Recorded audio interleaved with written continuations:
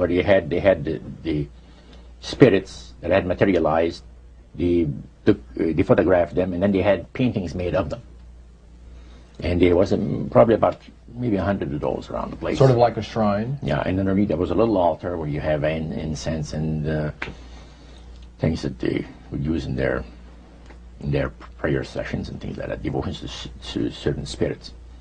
And some of the objects in there, the priest said, were solid gold. It was a unique experience to see that. So how did you feel when you walked into that room? I felt that these people had power, and they had a lot of it. Did that attract you? Yes and no. You had mixed feelings about it? I had mixed feelings about it, yeah. Because to a certain extent, things looked so good and sounded so good to us. But you see, I'd been brought up in a Christian home where my parents had told us we were 8 children in the family. And especially the older ones, you know.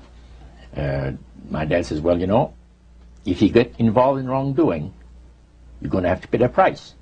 There's always a cost for everything in this world. So this thought kept creeping into my mind. Just how far you go with these spirits before we start paying the price. See?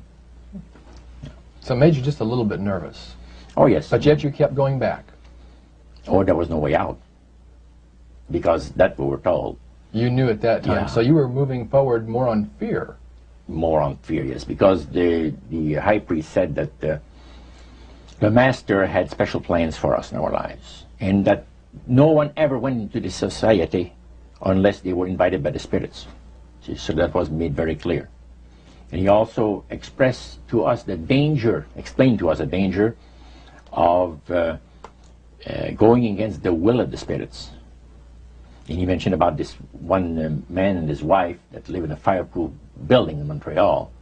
The place burned right down with him in it. Mm. He was one of their members that had decided that, well, he wanted to think things over. He was not going to get initiated at a time that the spirit said he would like him to be initiated into the society. So in reality, Roger, you were chosen by high-powered demon spirits to be a part of their human, special, privileged group. You see, these people in Montreal, the society, like the priest mentioned, there's thousands of spirit worshippers in only different societies of spirit worshippers in this world. But he says, we are the elite. We know the real truth about the master and his angels. And they're not hideous-looking beings. They are gorgeous creatures. And from the paintings that they had on the wall of the walls of that worship room, they were unique beings. Especially there was a painting full size, full-length painting of the fallen Lucifer above his altar. And that was very fascinating, because he looked like a man of great intellect, high forehead, the way that he looked with his eyes, the way he had the eyes looking. It gave you a depth of perception of somebody that is very, very knowledgeable and powerful. Powerful, yeah. So Roger, this high priest that you talked about, he is the one that ushered you down into the worship room. Was he also the one that led out in the praise sessions that you talked about? Yes, and he had an assistant also, another priest. Okay. Now, when you would go to these praise sessions, what kinds of things happened at those sessions? Well, there's a lot of success stories. Positive mental attitude kinds of things? Well, yes, a lot of success stories. The masters has done this for me and that for me. I remember one lumber dealer, he had like half a dozen different operations in the province of Quebec. And everything that he touched seemed to turn to money. You know? And he was telling about it. And then there's this other person that was a clairvoyant that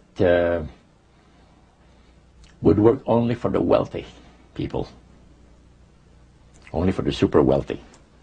He says, I have the know-how, they have the means, let them pay. So he advised in business transactions.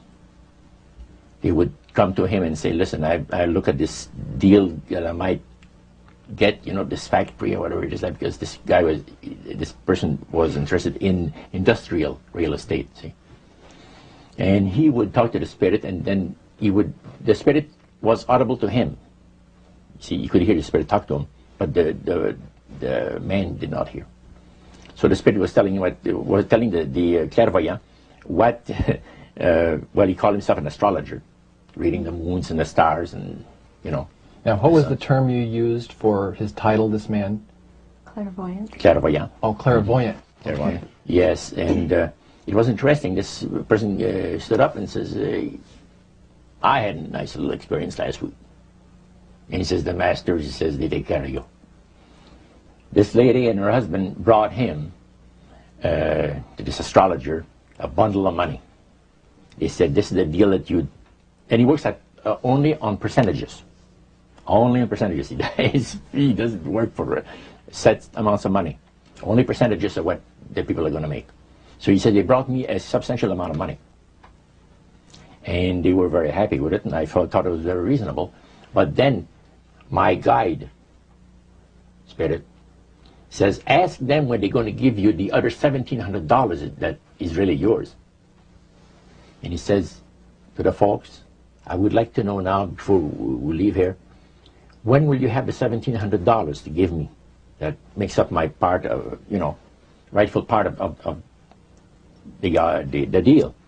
The wife fainted, and the husband says, we'll have the money for you in 24 hours. So that was this type of priest. So he was thanking the demons for helping him to know that. Oh yeah, in spirits, yeah. At what point did this demon worship start to affect you personally, Roger?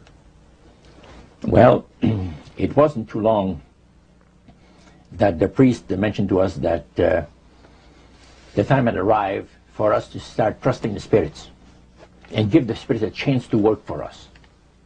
And there was a number of gifts that you could choose from, you see. And I used to play the horses, some.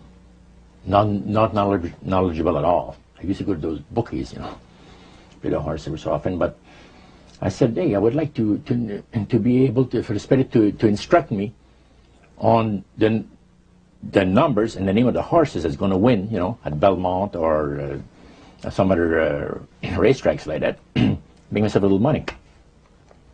So the priest says, it'll be given you. And sure enough, one night whether I fell into a trance or dreamed the thing, I don't know exactly what happened, but I saw 3 races that were really going to pay big. And these horses were dummies, so to speak. You know what I mean? They were not really good horses. They were like one horse paid 21 to 1 because he was that poor, right? The chance of winning was so poor that he paid 21 to 1 on him. And it showed me I saw the board at the bouquet and the number on it. And I went there, and they said it was going to be on Saturday. That was like on Wednesday. A few days later, it was Saturday. I went there, and sure enough, there they were on the boards. I went to the wicket and handed some money and got myself a winner. Now I said, well, I'm a little crazy. I ought to put more money on there, so I put $20 onto the next horse, and that paid 21 to 1. So you know, I left there with maybe $400 or $500 in my hands, and I started to do that. In this case, I went directly down to the finest men's shop on St. Catherine Street, and bought myself a $200 suit. And in 1946, a $200 suit was... In 1946, people used to work at the RCA Victor, where I had worked before I went to the Navy, for $18 a week.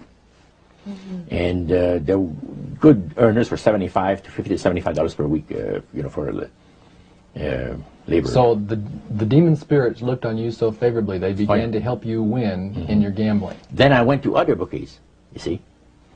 And one day, I and told